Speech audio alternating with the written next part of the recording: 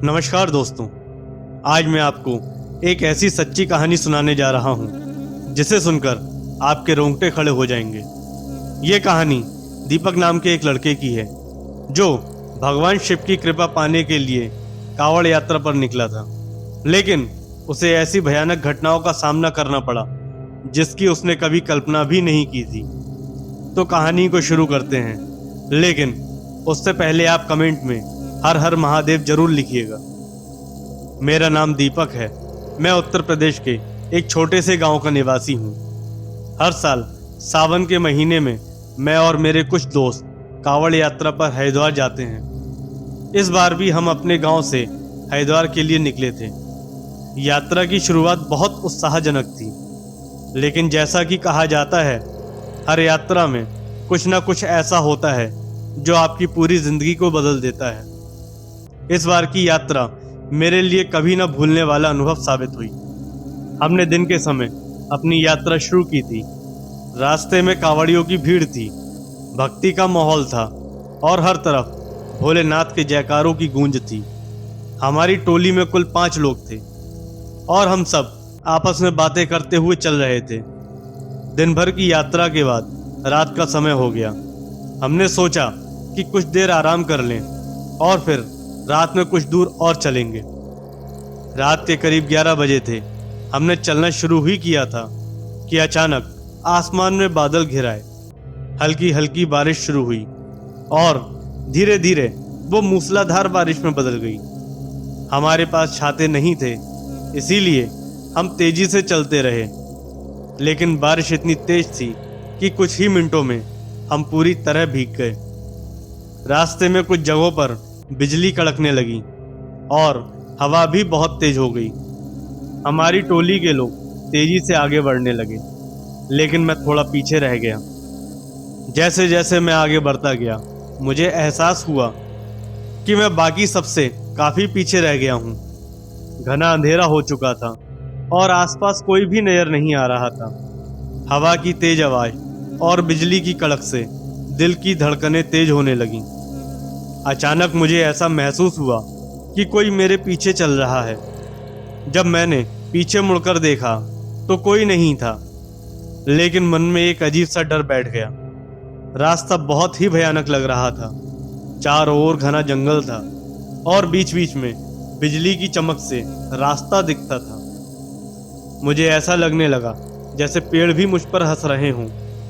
मेरे पास कोई चारा नहीं था, इसलिए मैंने हिम्मत जुटाई और भोलेनाथ का नाम लेकर आगे बढ़ता गया। जैसे ही मैं एक मोड़ पर पहुंचा, अचानक एक साधु मेरे सामने आकर खड़ा हो गया।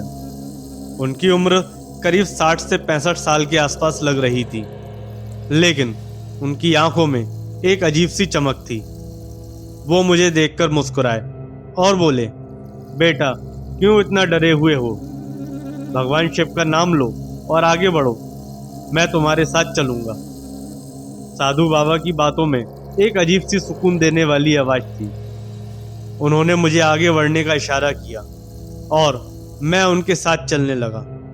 उनके साथ चलते हुए मेरे मन का डर थोड़ा कम हो गया, लेकिन रास्ता अब भी बहुत भयानक था। अचानक हवा का एक तेज झोंका आया और मुझे ऐसा महसूस हुआ कि किसी ने मेरे कानों में कुछ फुसफुसाया हो। मैंने चारों तरफ देखा, लेकिन वहां कोई नहीं था। साधु बाबा ने मुझे शांत रहने को कहा और हम दोनों चलते रहे। रास्ते में अचानक मुझे चारों ओर अजीब अजीब आवाजें सुनाई देने लगी। ऐसा लग रहा था जैसे कोई हमारे आसपास घूम रहा हो। बिजली की चमक से मैंने देखा कि पेड़ पौधों की छायाएं भी अजीब अजीब आकृतियां बना रही थीं। अचानक मेरे सामने पेड़ की डाल नीचे गिर गई, लेकिन साधु बाबा ने मुझे जल्दी से खींचकर बचा लिया। उन्होंने मुझसे कहा, यह जगह बहुत ही खतरनाक है। यहाँ कुछ आत्माएं भटक रही हैं जो तुम्हें नुकसान पहुंचा सकती हैं। मैं बहुत ही घबरा गया था, लेकिन साधु बाबा का साथ होने से मुझे थोड़ी हिम्मत मिल रही थी। जैसे जैसे हम आगे बढ़ते गए, वो आवाजें और भी तेज होती गईं। ऐसा लग रहा था जैसे कोई हमें देख रहा हो। अचानक मुझे एक तेज दर्द महसूस हुआ, जैसे किसी ने मेरी पीठ पर जोर से चोट मारी हो। मैं चौंक कर पीछे मुड़ा, लेकिन वहां कोई नहीं था। साधु बाबा ने मुझे फिर से शांत किया और कहा, तुम्हारे ऊपर किसी आत्मा की नज़र है, लेकिन भगवान शिव की कृपा से तुम्हें कुछ नहीं होगा। काफी देर बाद मुझे सामने से कुछ रोशनी दिखाई दी। वो मेरी टोली के लोग थे जो मेरी तलाश कर रहे थे। मैंने पीछे मुड़कर देखा तो साधु बाबा वहां नहीं थे। मैं समझ नहीं पाया कि वो कहाँ गए। जब मैंने अपने दोस्तों को पूरी घटना बताई तो उन्होंने कहा कि उन्होंने उस रास्ते पर कोई साधु नहीं देखा। वो सब बहुत हैरान थे। आज भी जब मैं उस रात के बारे में सोचता हूँ तो मेरी रूह कांप जाती है। मैं नहीं जानता कि वो साधु बाबा कौन थे, लेकिन इतना जरूर कह सकता हूँ कि वो साधु बाबा मेरी रक्षा के लिए वहां आए थे। शायद वो भगवान शिव के भेजे हुए थे जिन्होंने मेरी जान बचाई। इस कहानी से यह सीखने को मिलता है कि भगवान की कृपा हमेशा उनके भक्तों पर होती है। बस हमें उन पर विश्वास बनाए रखना चाहिए। दोस्तों, आपको दीपक की ये कहानी कैसी लगी कमेंट करके बताइएगा।